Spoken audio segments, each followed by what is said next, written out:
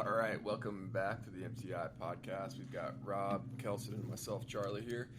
Gonna jump right into it. We wanted to discuss some of Rob's work on ideal body weights across mountain professional and tactical athletes. So, Rob, you want to take it away and kind of talk about the origins of this and what it resulted in? Yeah, for years I would get questions from athletes about programming, and I'd always ask them, for their age and height and weight. And in my own mind, I started to come to some conclusions or assumptions based on an athlete's height and their job, about how heavy they should be. And I can't remember if I looked this up or just happened to come across some work from this gentleman named BJ Devine, and he had developed a list of ideal body weights for people in 1974. And when I took a look at this list of ideal body weights, it was kind of aligning with what I was telling, especially the mountain athletes, how heavy they should be for their sport and activities based on their height. And from there, I took a look at the different load carriage responsibilities of three different type of athletes. Recreational or professional mountain athletes, mountain professionals such as mountain guides, and then tactical athletes. And mountain professionals in general need to carry more weight into the mountains than regular mountain athletes or mountain professionals. Or I'm sorry, professional mountain athletes or just recreational mountain athletes. Because they generally need to take care of their clients. So they'll carry the ropes, they'll carry first aid kits. Anyway, their pack will generally be, 10 to 20 pounds heavier than their client's pack. And going to the mountains, by far, the professional mountain athletes, so these are guys who are sponsored by North Face and Patagonia and stuff, their packs are by far the lightest. They're going light and fast, and they'll have the lightest packs. And then you have your recreational mountain athletes, then you got mountain professionals. And also, in general, tactical athletes have much heavier load carriage responsibilities than mountain professionals. So a day trip or a day patrol pack weight for even in an urban setting for a soldier in Afghanistan or in Iraq started right around 45 pounds. And that was before they had their body armor and helmet and ammo and all that stuff. It's not unusual to see bunker gear for fire rescue urban firefighters at 75 pounds. And it's easy to get up to 25 plus pounds, even for patrol law enforcement officers, just, working the streets. So in general, the tactical athletes have a higher load carriage for their jobs. So what I did was I kind of started with Devine's chart and decided that's what recreational or mountain professionals should be in terms of professional mountain athletes should be in terms of their height and their ideal body weights. And then I added 10 pounds for mountain professionals. The reason being that mountain professionals have to carry more weight, so they need more muscle to carry that weight that's going to make them heavier. So for the same height person, for example, for me at 5'7", my ideal body weight as a mountain athlete is 145 pounds. As a mountain professional, it's 155 pounds. And then for a tactical athlete, I added another 5 pounds to the ideal body weight based on height, because tactical athletes carry even more load on average than mountain professionals. And so I would be 160 pounds for a tactical athlete. And over the years, these numbers have really worked well for me in terms of what I've seen anecdotally with, high level fit athletes of all these different types, and what I've kind of experienced myself. So when I was heavy doing our operator sessions, I was right around 160 pounds, which is right in there for my height on the tactical athlete side. Um, and I know that there's a couple interesting things in general when it comes to any type of athletic performance. And generally, at the highest levels, professional athletes have a really lean body mass. They're not packing around a lot of weight. And at 5'7", if I was to get down 145 pounds, I wouldn't be packing around a lot of weight. I mean, a lot of fat. I wouldn't be very fat at all. And secondly, max effort strength, or how strength you are, especially relative strength or strength per body weight, is a great indication of athletic performance. And there's been many studies out there that take a look at the professional athletes at the highest level and even one or two steps down below. And in general, the professional athletes at the highest level, when it comes to max effort strength, or how much they can lift in one rep, and then their strength per body weight, are on average stronger than the athletes who are not at that highest level. So in general, the athletes at the highest level are leaner and stronger than other athletes who aren't at the highest level. And so over the years, this has just been a really good gauge that I've used. There can be some exceptions. You know, for example, you can have people who are just kind of naturally skinny, wiry, muscle guys who don't really pack a lot of muscle but are still strong. And so they can be, for their height, under the recommended body weight. And every once in a while, I get an email from, or a question, or I guess commonly I'll get a question from a man in his early 20s or teens or late teens, and he'll be 6'3", 155 pounds, and take a look at these, and he just hasn't filled out yet, and I just tell that person to be patient, work on some hypertrophy to add some muscle, and focus on strength, and he'll come up. He generally won't be that strong at that height and weight either, as he's kind of filling out. Every once in a while, this is less common, is where I'll get a high level mountain professional or a professional mountain athlete who is tall and skinny and strong, and so is actually under the recommended ideal body weight. But those are kind of the exception. Generally, most athletes come right in line. And then on the other end, every once in a while there will be somebody who is kind of built like a fire hydrant, like Charlie is, who is, for his height. How tall are you, Charlie? Just barely 5'11". And I don't have the chart in front of me, but I don't know what your ideal body weight is. But I think you're pretty much a lot heavier than that, just because you're packing around, a lot of muscle. And so it is possible to understand that these ideal body weights for the athletes that we work with, these athletes primarily, when they're moving out in the field outside the gym, are moving their body weight around. And so any excess body weight that isn't needed for strength is just extra weight they got to carry. So it'd be entirely, you can have a bodybuilder who, is packed around a whole lot of muscle, be really lean, but that person would not be very fast moving uphill or rucking with a lot of weight because he is just carrying around a lot of excess muscle. And this happens often. I'll get emails from guys who are power lifters or like bodybuilding, and they'll look at the ideal body weights and say they can never get down.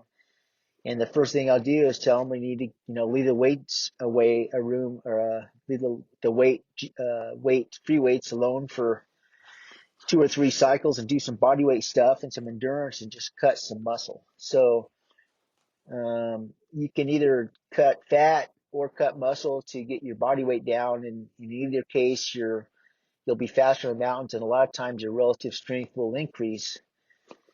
So even though if you're a power lifter and you're heavy and you can lift a lot of max effort strength, if I was to cut some muscle and fat from you, your max effort lifts may go down. In other words, you may lose 50 pounds from your back squat. But because your body weight went down also, your actual relative strength or strength per body weight could increase. So anyway, I haven't seen any other coach anywhere, kind of publish ideal body weights. Although I think in some sports, those are out there, especially for football. They're looking at body weights for linemen, interior linemen, offensive linemen, and defensive linemen that they kind of want to achieve. But I haven't seen anybody else, kind of publish or take a stand like we have when it comes to what I want to see athletes be in terms of their weight, their height, and their job. Yeah, I've kind of seen this as well. I mean, I obviously don't fit within. I'm outside the recommended weight for sure, but just from working with athletes, the 6 foot 185 guy can generally do it all and do it all pretty well, right? Whereas if you start to get on the beefier side, you give up something aerobically. I'm curious what you think. So let's say you've got for a 6 foot guy, tactical athlete, the recommended weight is 185. Now let's say you've got a 6 foot guy who is 205 pounds. He still is right where we want him to be from a strength perspective relative to his body weight. Still has, let's just say, from an endurance perspective, he's running a 35-minute 5 mile, 12-minute 2 mile, so he's good from an endurance perspective. Basically, he's checking the blocks across strength, endurance, work capacity. Would you still recommend, hey, I think you would be better served cutting 15 pounds? Or do you think if you're checking those boxes and you're within, a certain percentage range of the recommended weight that he's good to go? No, I'd recommend he cut 20 pounds and probably be, a little bit of fat and and maybe some muscle. A lot of times that'll be upper body mass. Because no matter what, when that person's moving through the mountains or on the patrol or whatever he's doing, he's packing 20 extra pounds that can't help but slow him down. Just take and put on a 20-pound weight vest and go for a run and then take it off and run, and you can see the difference. And additionally, especially for the athletes we work with, the mountain professionals and the tactical athletes, and the law enforcement and fire rescue side, those guys can have 30-year careers. And, 20-year career isn't unusual for a tactical athlete. And that extra 20 pounds of weight adds up in terms of impact just to knees and joints and everything else. So yeah, I would recommend, that person cut some weight, understanding that their ego is going to take a hit because their max effort list will go down, most likely because they'll be cutting muscle, but their relative strength will likely go up. So they'll even have a higher relative strength, which is a good thing. Kelson, so I you generally, mentioned. I generally don't recommend anything. I generally follow along with the guidelines, even for you, Charlie. Yeah, I'll work on that. Kelson, I know you mentioned last week when we were chatting, you started your military career at $150 or so, and I think you're about 6 foot, and kind of ended it at 180, based on just filling out. I think you said you went in when you were 19, so you're a young guy and still filling out. But did you notice anything as you were pros or cons as you were kind of naturally gaining weight, gaining muscle weight?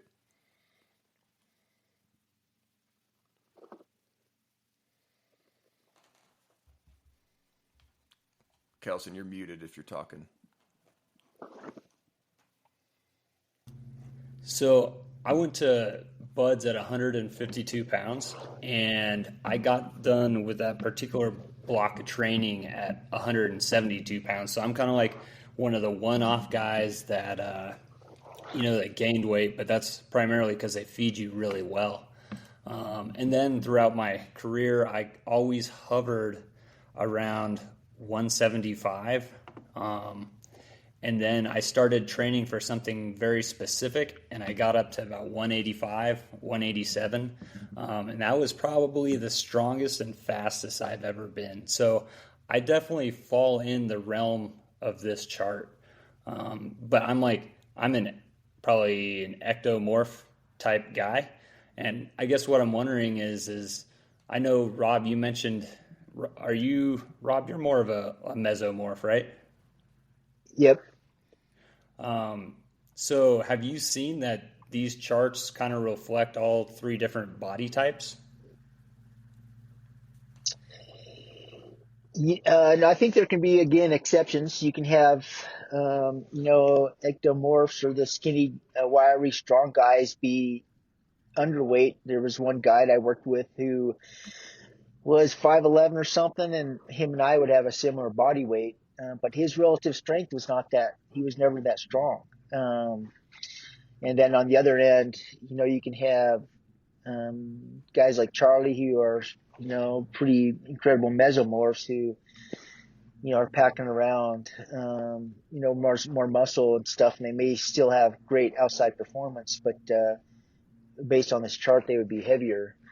Again, all that matters is outside performance, but even for those different body types, it doesn't hurt the skinny guys like you said, when you're a little bit heavier, to pack on, some muscle and get to that point. If you're, as long as that extra weight doesn't slow you down, and again, you don't get too far outside the chart ranges, then, it's good to have that muscle, not only in terms of strength, but also just muscle can be armor too, from impact and stuff. And again, even for guys like Charlie, and I'm not quite the mesomorph that Charlie is, but that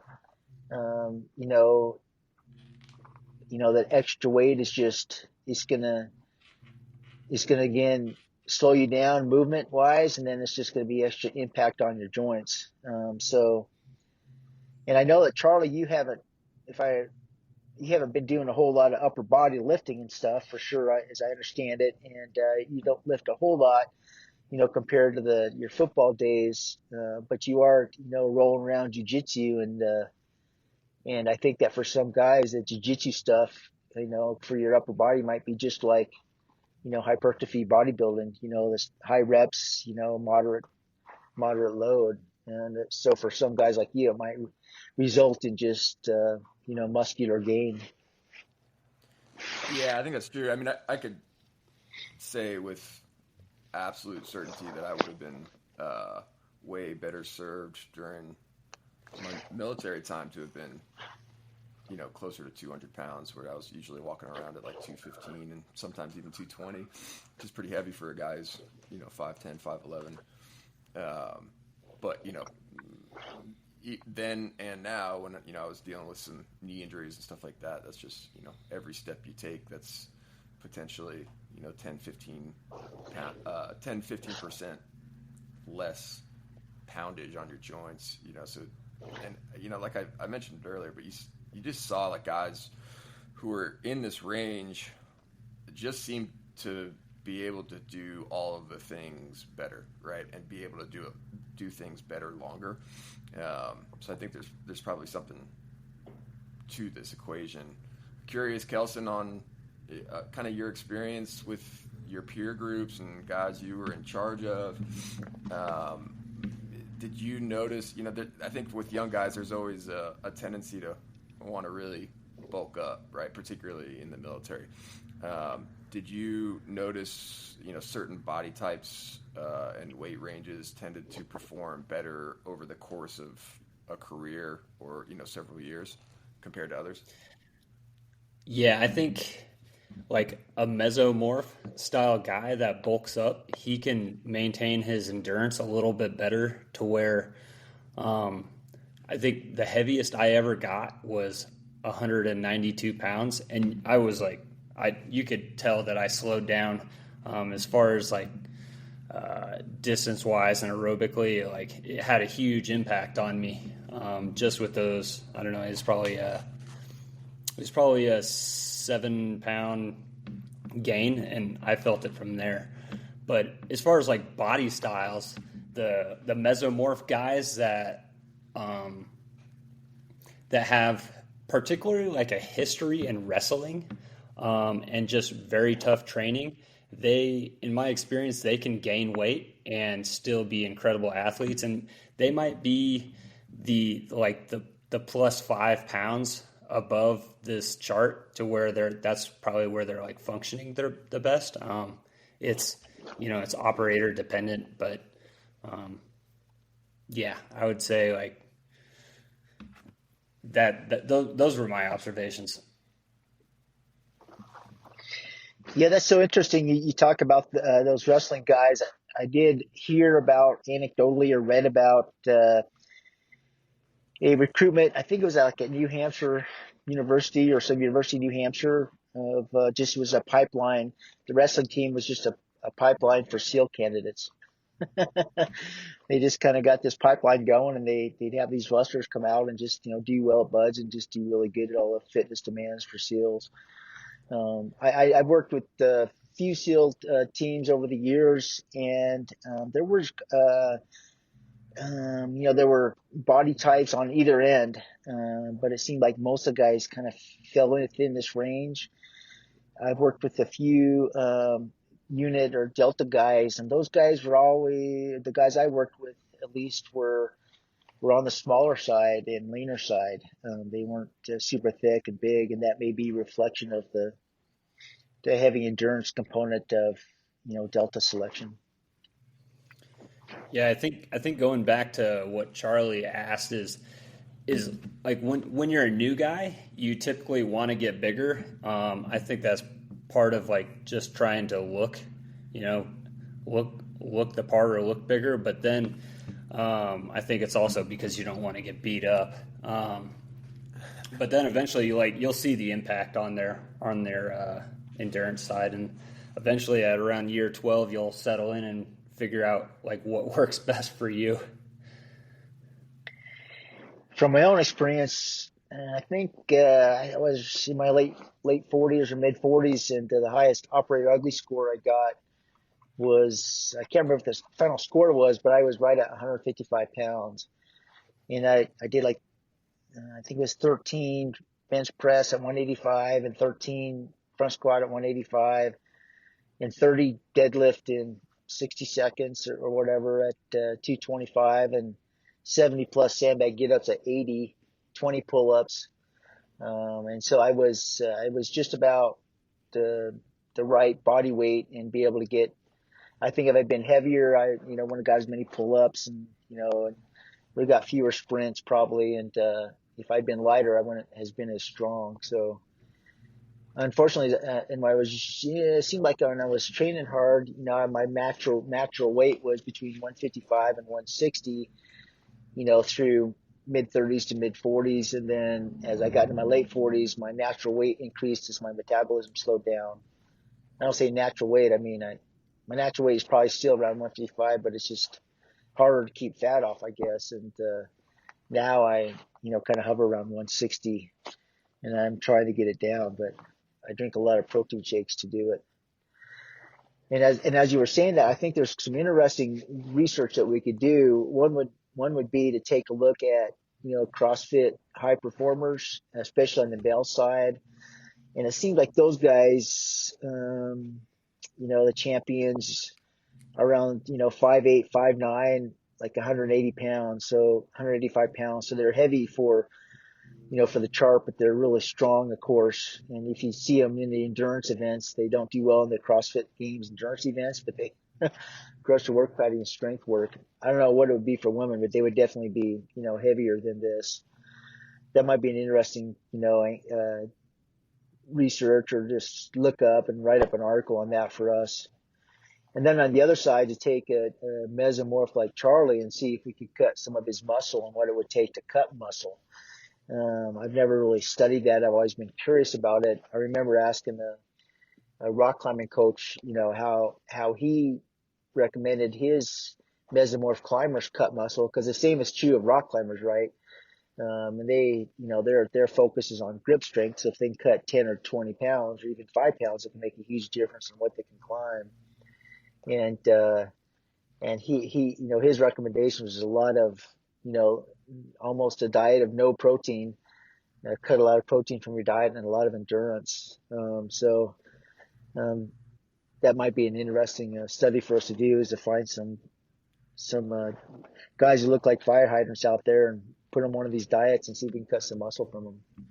and how it Rob, impacts our strength. I agree. I think we should get Charlie down to about $155 and see what he can do. You can just hear Charlie has doubts that they could do that, but we might just have to assign Charlie just like you've been suffering through your walking up the hill. Cut This all podcast has been great. of Let's Charlie's cut this protein. thing off now.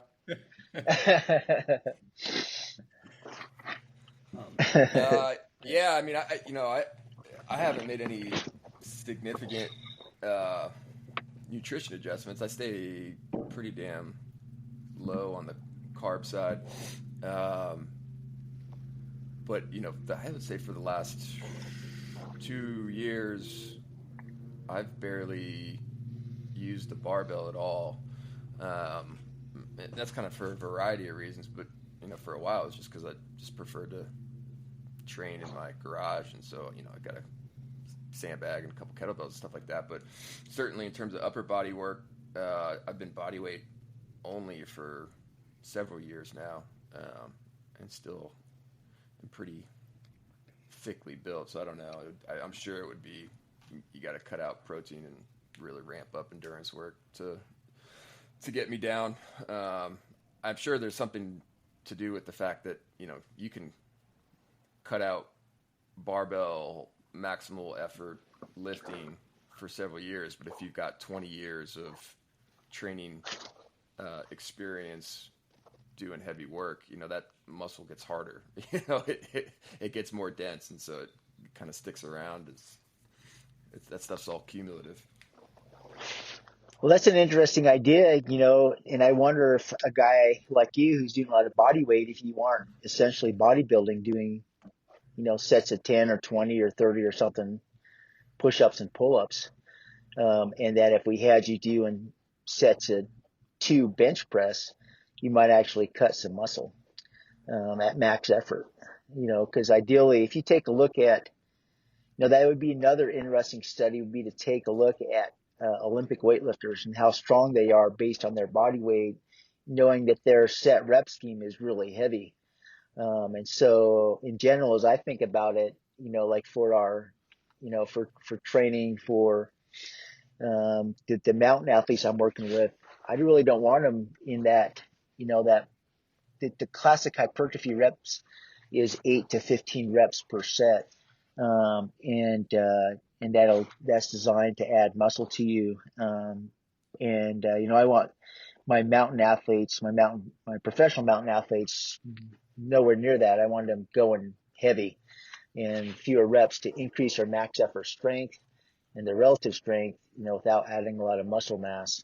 I mean, it would be really interesting to see, again, if, what the impact would be, on a guy who wanted to cut muscle. If we could take a guy like Charlie, have him start lifting heavy in a few reps, cut all his protein out, and get him hop on a bike and take 3-hour bike rides with nothing to fuel himself with but water, so his body be eating muscle for fuel.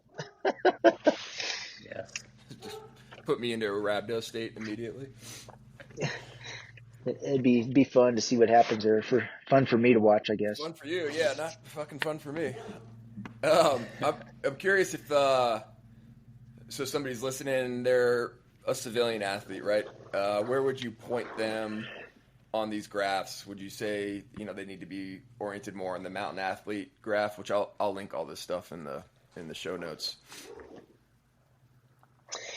If they're just kind of following our stuff and they're just to train, now I'd probably put them in the mountain professional, where they can maybe carry a little heavier load and get a little bit bigger.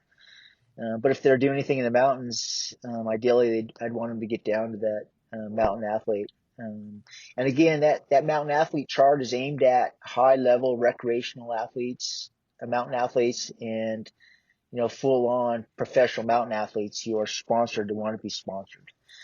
So those are, that's pretty lean, and you got to be pretty lean to do there. But if people are serious, they get down to those weights, right? I know that when I come back from backcountry hunting, like my last trip backcountry hunting, 10 days out there, I was at 150 at the end of that trip. So go ahead. When you talk about lean, just to give folks kind of like a guideline if they hit this, what is lean in your mind, like 10% body fat, or what is that? I never really dove into that idea about it, just because it's so difficult to get accurate body fat percentage, and use it as a reliable tool without getting in a tub or something like that. We've never had that stuff, so I just kind of use the height and weight chart. I guess it would be possible to be skinny fat and meet one of those criteria, but this is only one of our criteria, right? We have a relative strength assessment that would really quickly point out somebody who was skinny fat, right? Because they want to be very strong. So this is only one measure. But I haven't. I can't. I mean, I think the last time I got measured for body fat percentage was in college. So I've never worked that way. It might be kind of interesting to do that, but only if we had a really simple, cheap, a simple way to do it. So some type of device that did it really cheaply and simply and was readily accessible to people, and we could recommend they get it. I know that bodybuilding, when they compete, men who bodybuild they're competing, they're down like 4% body fat, which is really extreme. And women bodybuilders, if I understand correctly, women naturally have a higher body fat than men. I think they're like under 10%. I think that 12% would be a good target for most people, for most men anyway. And I don't know what it would be for women. I'd have to look at that up. But that's just kind of winging it. I don't have any research or anything else to back that up. Yeah, just kind of like a reference point for when I was, I'm 6 foot. When I was at 185, I got a DEXA scan. I was at 10% body fat. So that was kind of like, that was fairly ideal for me. I was moving around pretty good. So. And what's your natural weight now? How much do you weigh now? 180. 180, yeah. So wow, you're right. You're still in there, which is good. How old were you when you were at 185? 30. Well, yeah, I would expect, because you're 39 now. I guess you're still in there. You're still young, but we'll see how you are at 49, I guess. I forget how young you guys are. Well, take your age and divide it by 2. Any saved rounds on this, guys, before we move on to the next thing? I guess my point would be, when you look at these charts, you can start making all kinds of excuses, Charlie, on why you shouldn't be at this ideal body weight. But the chart doesn't lie, and I think that if we got you down to this body weight, you would move a lot better and feel a lot better too. So that's just all I'm saying. Well, I gave it a shot. I went for a jiu-jitsu competition. I was competing in I think it was 202 or 203. And so, I was doing one meal a day. The remainder was just protein shakes, and I did that for, I think, 2 months. And, I got down to that weight, but, even still, I had to do a very light water cut at the end just to get down there. It just, it's sticky. And I don't think I wasn't doing any weightlifting, just really conditioning and sport practice. So, I don't know. I'm not cutting out red meat, damn it. Yeah. All right. Next thing we wanted to chat on was, I guess, some major injuries and surgery decisions and recoveries, and I think each one of us has had some experience with this. So, Kelson, let's start with you, man. I know you had busted up your Achilles there for a while, which is a brutal injury. Can you talk about how that happened, what that recovery looked like, any surgical operations you had to fix it? Yeah, so I had a full Achilles rupture in 2021. What I was doing a burpee into a turf sprint, and right when I did my burpee and I jumped up and I went into essentially a split stance in the air, and as soon as I hit, I immediately started a sprint, and that's when this huge like slap noise happened in my the back right of my calf there. It didn't like roll up like a lot of people expect. It just popped in half.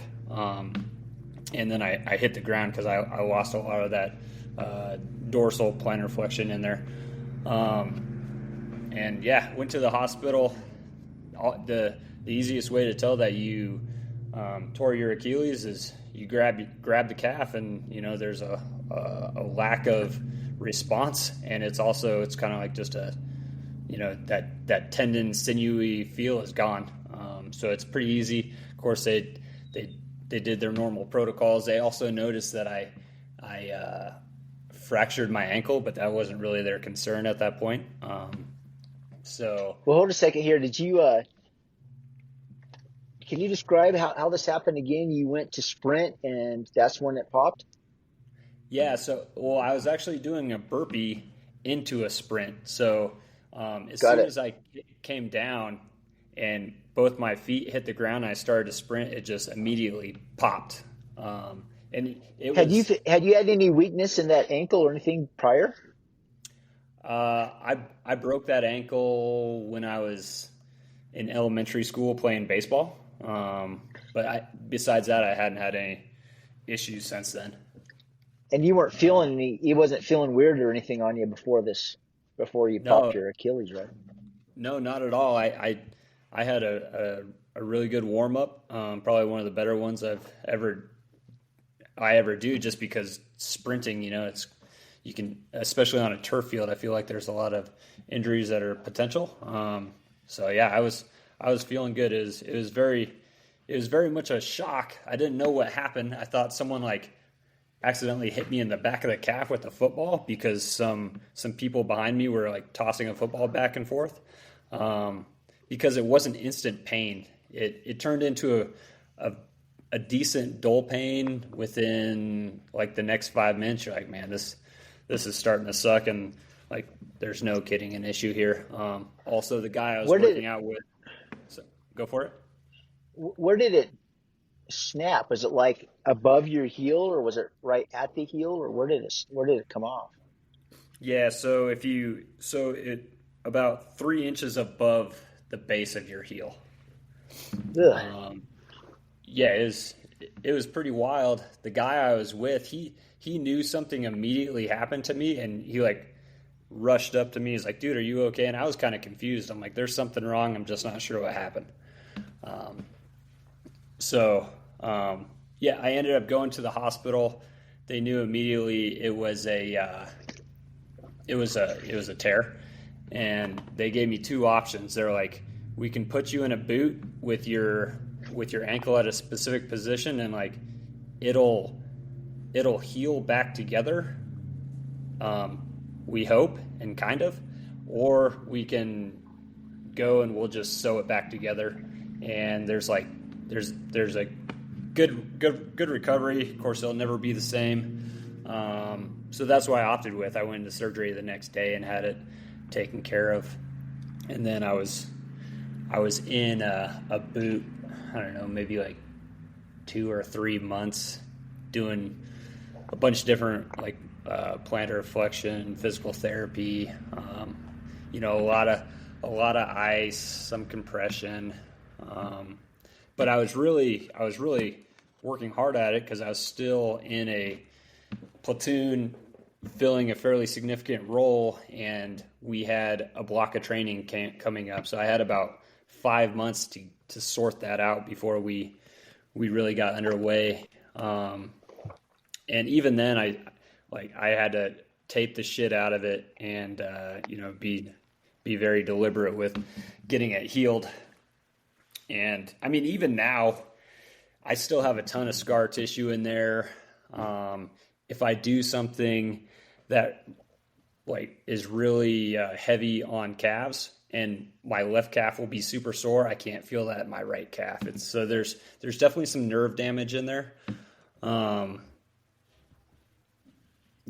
it's one thing that the surgeon mentioned to me after that surgery is she was like, stand by for your left one to pop. I'm like, that's fucking sweet. Because she's like, you have tendinopathy or you had tendinopathy in your right one. Likely it's in your left one. So now tendinopathy, from my understanding, is, it's kind of like an inflamed tendon with little like threads of fatty tissue in it. So it's not quite as strong. So now I'm a little more deliberate with what I do as far as like my calves. I wear compression sleeves on my calves, stuff like that. I don't know if that actually does anything, but it's kind of like, it just makes it feel a little more comfortable. I try to not jump off things very high because that eccentric impact is kind of what explodes your Achilles apart. So I just try to be a little more cognizant. That's my sob story. Did you Go ahead, did you get your surgeon? Was that a military surgeon? Yes, it was a pediatric surgeon. I don't know if that's relevant or not, but it was a lady pediatric surgeon I felt did a good job. My follow-up appointments weren't with her, and just because I had that done in San Diego, and my follow-ups were in Hawaii. Did you have the option to, or did you consider getting a second opinion and going outside the military to a civilian doctor? I didn't. I was in an awkward position because I was in San Diego going to a military course, and it was the silly thing is, like, I needed to get back to that course and finish it, so I was able to negotiate, like, hey, can I have one day away from this course? I'm going to knock this surgery out, and I'm going to get right back to it. It was an academic course, so I could sit there.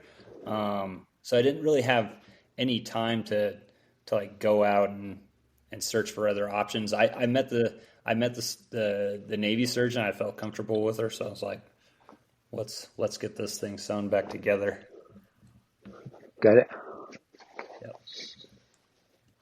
Any limitations now in terms of what you're able to do?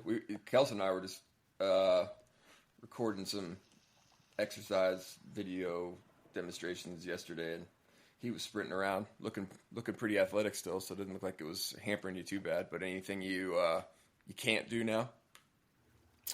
I don't think there's nothing I can't really do. I do, like, I have my right calf definitely atrophied quite a bit, to where it's noticeable if you look behind me. I can't I can't do a very high calf raise, maybe an inch and a half with my right foot, and then like I can do a full calf raise on my left foot. So that's a limitation on it. One of the huge pain in the ass things is I got this scar going up the back. So sometimes in ski boots, like, it'll kind of rub that scar and it gets kind of gnarly back there. But that's probably my biggest complaint.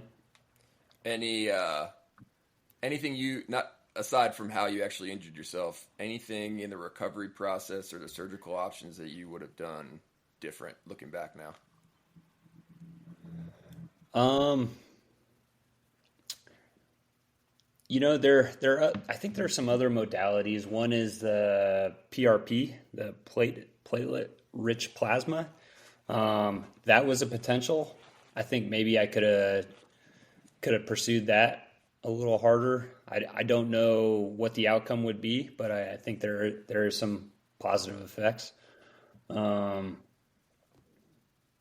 I feel like I don't know if there's anything else I could have done that the Navy would allow, Right. Yeah. Rob, you've been all kinds of fucked up for quite a few years now. Want to go over your laundry list?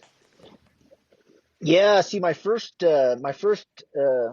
deal was a foot fusion on my right foot, and I was just having all kinds of, and I probably waited too long to do this, just kind of suffering through it, and it essentially my arch collapsed on my right foot for whatever reason, and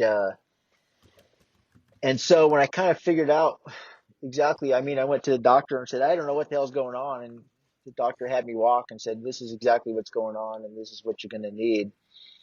And I had this thing called a subtalar fusion. I don't know what the hell that means, but I did get two or three different recommendations, and I tried to not go to surgery. I tried to use orthotics to build it back up, and I would like even mechanic on my orthotics, like would tilt it up further. But it just kept getting worse and worse, and I was limping around everywhere with it. Some of the, had foot pain all over the place, is like plantar fasciitis pain, that type of pain. And I actually ended up getting some cortisone shots, in my plantar fasciitis. Have you ever had, they feel good once they get in there, but when the cortisone shots go in there, that's quite the experience. Anyway, I ended up finding a doctor who was, really referenced in the scholarly journal reference, and had designed some of the theory on this type of work at the University of Utah. And I went down there and had the work done, and it's been pretty damn durable. I got a bunch of screws in my foot. My foot limitation is I have some mobility issues with my ankle. I can't go, my flexion is I'm about as flexible as a 2x4 anyway, but that ankle is even a little bit worse. But really no other pain from it. I've really been happy with it. The only problem was that before it kind of happened, my right foot started cocking outside a little bit, and the surgery didn't fix that. And so now I've got some knee pain. I think that's part of it. I really have to consciously think to walk straight. When I walk natural, my right foot is kind of flopped out to the right a little bit. That was Rob, the first one.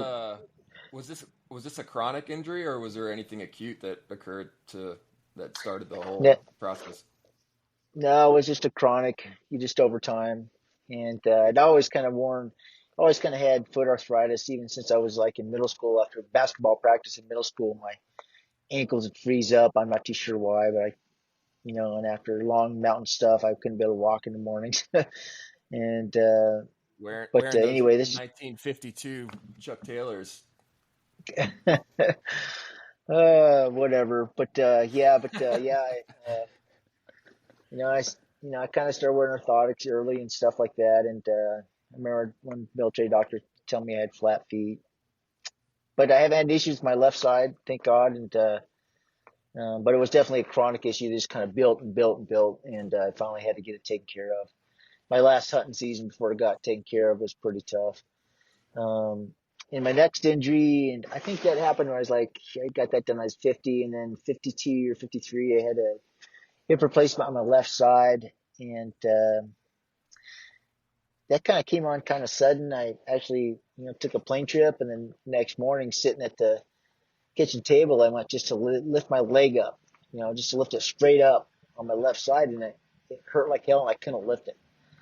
And so it just kind of got a little bit worse and worse. And I got back home. I went to see a doc, and he said, "Oh, you got bone on bone right there. You need a hip replacement." And I was pretty aggressive in getting that surgery done. I didn't wait around for it to get worse and worse. A lot of guys wait quite a while until they can't stand it to get it done. So I went and got it done, and I ended up went to a couple of doctors. I ended up choosing a doctor in the town near here in Idaho, and this guy had done, like 800 hip replacements, and so he kind of knew what he was doing, and he had this way of going in that was really less intrusive. And it was really incredible because you go in there, you get your hip replaced, you got to cut the femur off and pound into it and stuff. And that day they wake you up and they get you walking. So that was really interesting. And, I went home. I think it was an outpatient deal. I actually went home that night and they had given me a lot of IV. And so that night I had to piss all the time, and lifting my leg back up into the bed after I peed was excruciatingly painful. I couldn't, for whatever reason, just that left leg. But recovery was surprising. It's one of the most common surgeries out there. So I was, started walking, the next day, like 200 yards with a walker. You had to have a walker at first, even a guy at 52. And then a few days later, I was on crutches, and, I just kept working. And within 3 or 4 weeks, I was, pushing a sled with it, and, real light sled, and still walking and stuff. But my recovery on that side, it feels weak now. It's never really healed well. Like, I can't do a sandbag get up to that side. I've never been able to do it. Just hurts in a way that generally I can suffer through pain, but it hurts in a way just, when you get something that hurts and it just doesn't feel like it's a good hurt. It's one of those type of deals. And it feels weaker now, and I can feel it deadlifting, and a lot of times when I just kind of raise up from being bent over, it hurts. And I went to see another doc about it, and this doc said the surgeon fucked up and didn't get it aligned right. And he said, I can go in there and fix it for you if you want, but I'm probably just going to let it go. I think it'll last 15 to 20 years, and if I live long enough, I'll probably just have it done again. And but yeah, so that experience hasn't been the best for sure. It's definitely a weak side, and I gotta watch it. I've never had any break from it or anything like that, or it doesn't necessarily get sore, but you just feel that it's weak, and it's definitely impacting my training and everything. So I guess it's really tricky. You go to a doctor who's done so many of them, but maybe it's such a production that I don't know. I mean, you're at the mercy of the medical professionals. If those guys aren't paying attention or don't do attention to detail that day, you can really feel the impact of that. I did go to him and tell him it didn't feel right, and he kind of blew me off. So that kind of pissed me off. Anything, looking back on these, anything you would have done differently? I think the process for my foot was right. I probably would have had that done sooner, but I'm glad I did more due diligence on choosing the surgeon. And looking back at my hip, I think I would have maybe got a third or fourth opinion and done more due diligence on picking the surgeon and making sure that the person was really good, and that really counts. Of course, I'm paying for this myself. I'm not in the military now, so that's a concern. But yeah, that for sure is an issue. If you're in the military, I think, and you're not going to pay for yourself, you're kind of at the mercy of the military docs and hope they're good. It sounds like Kelson lucked out with his female pediatrician, orthopedic surgeon, fixed his Achilles. Yeah. Hey, Rob, I got a question regarding your hip. Did that inform the plan I believe you developed for the hip replacement pre-surgery and post-surgery plans? Yeah. I tried to make it as strong as I could when I did it, and then I put in the stuff that I kind of did when I was building it back up.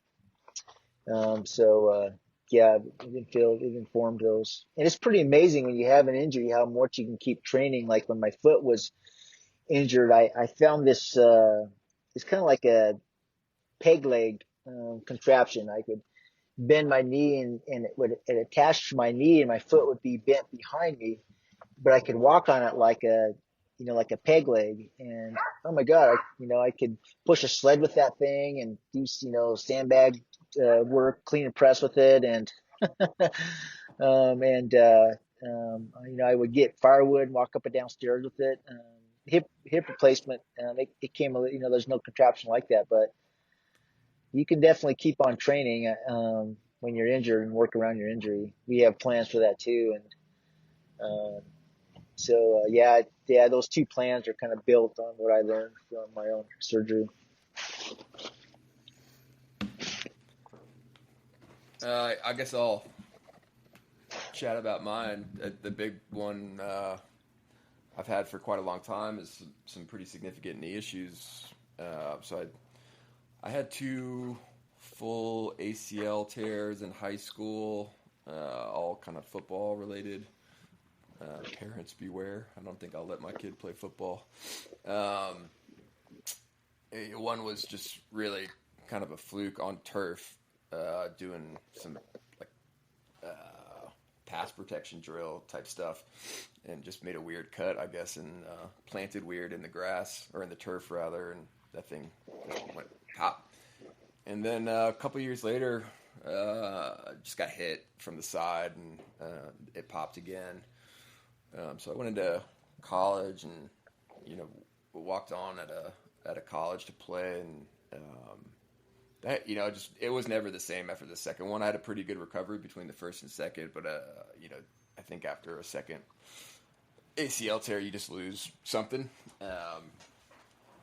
and you just kind of constantly had pain with it then. And then I stopped playing football, and stayed active. I was boxing and doing CrossFit stuff, and then was doing kind of transitioned to military athlete when I decided I was going to go into the Marines. And at some point in there, not long before I went in, I came down. I was doing like a CrossFit style workout with some friends, and came down from a box jump, and CrossFit style, you're kind of doing the rebound, so you're not stepping down, right? You're jumping down and loading the knees and the Achilles back up to just bounce right back up. And it popped again there. And so I went to a doc, and they took an MRI, and they're like, yeah, it's gone. The ACL is gone again. But it was at a point, maybe 2 months before I was leaving for the Marines, and I didn't want to put that off. And it was still, I've got pretty big legs, and I guess that was helping keep things in place to a degree, in terms of stability. So I just went, and it was definitely a pretty big problem throughout from day one from the military, especially once you start really loading up that pack and carrying heavy loads, and just the constant kind of beat down of it. Constant swelling and pain, and always had pretty limited range of motion, in flexion and in extension. It's just kind of gotten consistently worse. I've done just about everything under the sun. I've done Synvisc injections, which is essentially like a gross-looking oil, very thick, that they plug into your knee via a very big needle. And that's supposed to provide some cushioning, but I think it was like a year or two ago, insurance stopped covering it because they were saying it doesn't work. I don't know if it worked or not. I mean, I always had pain and instability. And I did PRP too. I think I did that once, and I had a really bad reaction to it. My knee swelled up to the point that it was immobile. It was pretty crazy. I had to go back to the doc for that. It just kind of dissipated on its own after about 2 weeks, but that was not super awesome. Unfortunately, it's just gotten way worse. And about 2 years ago, I had to stop running. I can still run, but if I run over a mile, I'm pretty fucked up for the next day, and immediately after. And it's gotten to the point where, unstable, you get these shots of pain that make your quad shut down, and so your knee collapses, so you just go down to the ground. So I finally pulled the trigger on at least talking to a doc about a knee replacement. I'd always known that was going to be a thing for me very early, early compared to other, when folks traditionally get knee replacements or hip replacements. And it was really, unfortunately, I was playing. My son is 6 years old, so he's kind of entering primo play with dad time. And right now, I'm pretty limited in what I can do with him. Like, I can't play soccer with him for more than 5 minutes before I gotta kind of stop just due to pain issues. And there was something where he and I we were camping, and there's some benches, like a bunch of benches at the campsite, and he's jumping from one to the other, and I'm sitting down on one of them, and he's within just outside of arm's reach, jumps from one to the other, and misjudges it, misses, and he's about to fall to the ground, and I go to catch him, and my whole body moved except for that leg. Like, it just, I don't know, I don't know what the physiology is behind that, but the neurons didn't fire. And after that, I said, all right, fuck this. Let's just get this thing taken care of, because at this point, you're just losing good years trying to grit through something. So yeah, I've been with a sports medicine primary care doc for a couple of years now, and he's really good. He's been in Outside Magazine for some stuff, working with some high level athletes that are local to the area. And he said, yeah, usually we want to hold off as long as possible, but for your circumstances, I think you're a very good candidate for this. And he referred me over to a in-house surgeon, who's supposed to be very good. And fortunately, I kind of have the inside track on this stuff because my wife is a nurse and works at the surgical center. So she can kind of give me the behind the scenes reputation on folks. And this guy's supposed to be phenomenal. And I met with him last week, and he said, yeah, it's fucked. You can grit it out if you want to, but it's only going to get significantly worse, and probably in a shorter time frame. So we're going to pull the trigger on that one, get it done this winter. What's he tell you for recovery time, Charlie? So he said, kind of back to stuff in 6 months, but he said, full capability recovery, with the asterisk of having a fake knee. It can be a year.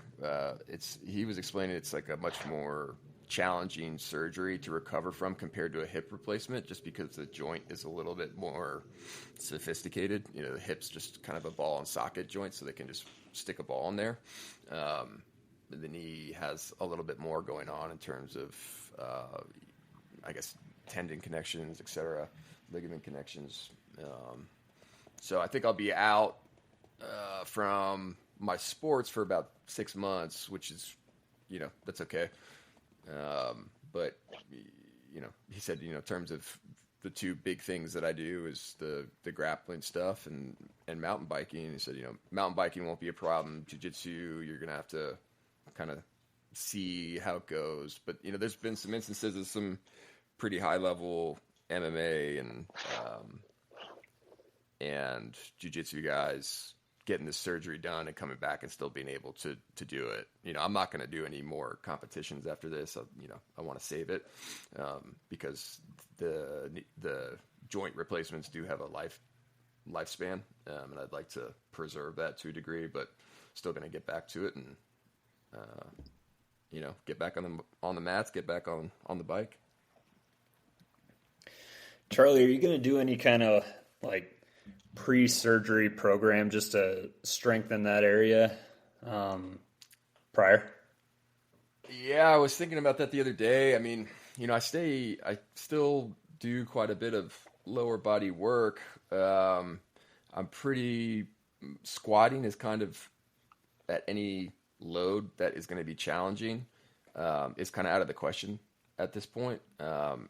So I can do a lot of unilateral work, which I'll continue to do, and I may actually go into like a Globo gym and get on a hamstring curl device and a leg extension device just to be able to really focus on kind of building this up a little bit. It was funny, Kelson. So both of those doctors that I've seen made a comment about how much skinnier my jacked up leg is compared to my other leg, which I had never really looked at too much before. And then Kelson made a comment about it yesterday, so now I'm feeling real insecure about it. So thanks, Kelson. Yeah, you got like one massive leg, and then you have a Kelson leg. Yeah, that's funny. Yeah, that's kind of interesting. When I get questions from athletes about injuries and if they should train or not train, my answer is train if you're injured, don't train if you're hurt. And the idea is that if you're injured and you train, it doesn't make it any worse. You still feel it, but it doesn't make it worse. But don't train if you're hurt, and if you're hurt and you train, it makes it worse. And that's just kind of an interesting thing I've used over the years. And, I use that myself. I actually am nursing a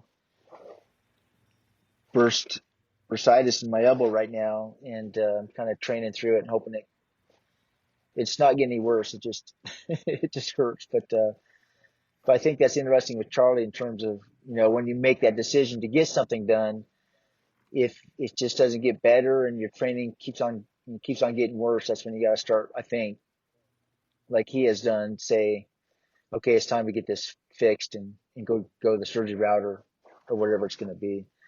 Charlie, in terms of the knee replacement, did that doc give you any insight in terms of the latest technology and if the knee replacements are getting any better than they used to be?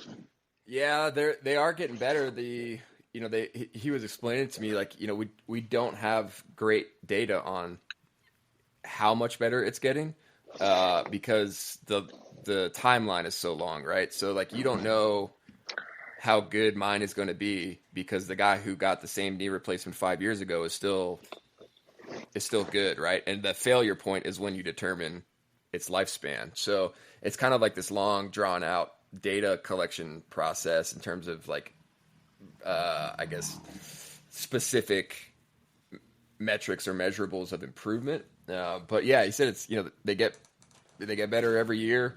They last longer. We can't say how long it'll last.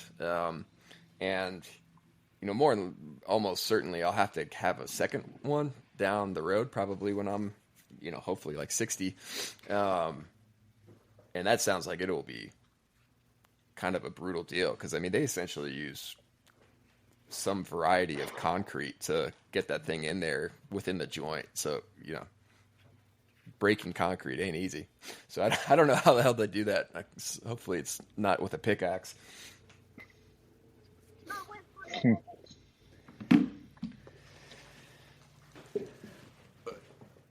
All right. Any other save round, guys? Yeah, I guess it'd be interesting to see on knee replacement. I'm sure it's obvious with hip replacements that most people are on hip replacements in their 70s, probably, I imagine. And my uncle was in his 70s. He had both knees replaced. My sister just had her knee replaced, and she's 60. And she had bone-on-bone contact, and she's able to ski, with it and everything now. But yeah, if you're having it in your 70s and you're living to 80, you don't get the long-term stuff. All the guys are dying before their knee wears out, I guess. So longevity would be something interesting. But as I understand it, knee replacements aren't as common, and maybe the technology isn't as good. Like you said, it's a more technical joint, so it's more difficult to do it. But sure, hopefully technology improves. I don't know if I'm going to need new knees later or not, but I hope it gets better. Yeah, I was trying to find a doc who would just cut the damn thing off. I don't mind a prosthetic, and then I could compete in like the 175 bracket of a grappling tournament, which would be pretty hilarious. Yeah. I was going to ask you guys both one thing. I don't know if you noticed this before, but my wife just broke her wrist. And it's like she riding a horse, fell off a horse and got bucked by a horse and broke her wrist. And she was talking about the fatigue she gets just from that trauma. And how, afterwards, even though it was, wrist, she went and had a set and everything like that. But just the fatigue from the pain. Sometimes I'll get arthritis pain like that, and it'll just make me really fatigued, almost like a CNS hit. Have you guys felt that before? Or are you any experience with that now, Charlie, in terms of the pain with your knee? Yeah, definitely. It's I mean, I've had a bunch of other like injuries as well that are way more acute, and I find those to be. I had just a couple months ago. I had my rib separated from my sternum. Basically a popped rib, but at the sternum, which was pretty brutal. I've done a couple of pop ribs before, but this one was like, wow. So, and I was exhausted after it. And the worst part about it is you can't lay down when you severely pop a rib. So you're just like sitting in an upright position, and your whole body is fatigued from the pain. Well, that'd suck. That is interesting how exhausting chronic pain is, though, or acute pain. For sure. Well, what about you, Kelson? Yeah, I don't think I've experienced any kind of fatigue from pain. I have a problem to where, like, if I'm hurt, I just kind of ignore everything and I just keep going, which is probably not the best way to do it. But next time I hurt myself, I'm going to try to be a little more cognizant of what my body's telling me here. Yeah, we'll see. I think Kelson just called us wimps there, Charlie. If you hear that, he just said we're wimps. Yeah. Yeah, it's my passive way of doing next it. time I see him. See what he does. Yeah, I'll have to separate his hip. All right. Well, it sounds like we've got 3 broke dicks signing off here.